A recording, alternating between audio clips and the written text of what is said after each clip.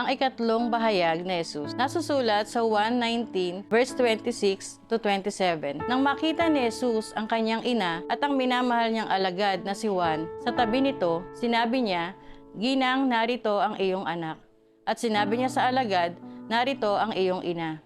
Mula noon, pinatira ng alagad sa kanyang bahay ang ina ni Jesus. Pinakikita rito ang pagmamahal ni Jesus sa kanyang ina na sumisimbolo rin sa pagmamahal at pagkalinga niya sa bawat isa sa atin. Hindi niya lamang tayo binigyan ng kaligtasan, kundi binigyan niya tayo ng pamilyang kakalinga sa atin. Napakahalaga nga na meron tayong espiritual na pamilya o mapabilang sa isang lokal na simbahan.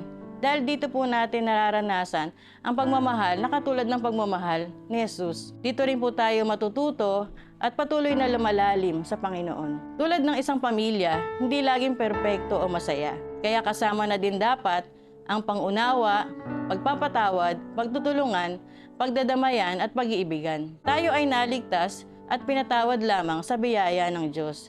At ang biyayang ito ay hindi karapat-dapat sa atin, pero ibinigay pa rin ito ng ating Panginoon. Mahirap man ay hindi imposible sa atin ay magpatawad sa ibang tao, kahit na ang mga kapatid nating sa pananampalataya, dahil ito'y kaloob lamang ng ating Diyos. Mahalaga rin na mapabilang tayo sa espiritual na pamilya, dahil tulad ng tumpok ng uling na nagbabaga, kahit anong init natin kung tayo'y nakalayo o nag-iisa, tayo ay manlalamig at mawawala ang apoy natin. Hindi tayo lalalim sa Panginoon at maaari pa tayong bumalik sa ating mga maling gawain. Sa ngayon po, ako at ang aking pamilya ay kabilang sa SMSG Church Family.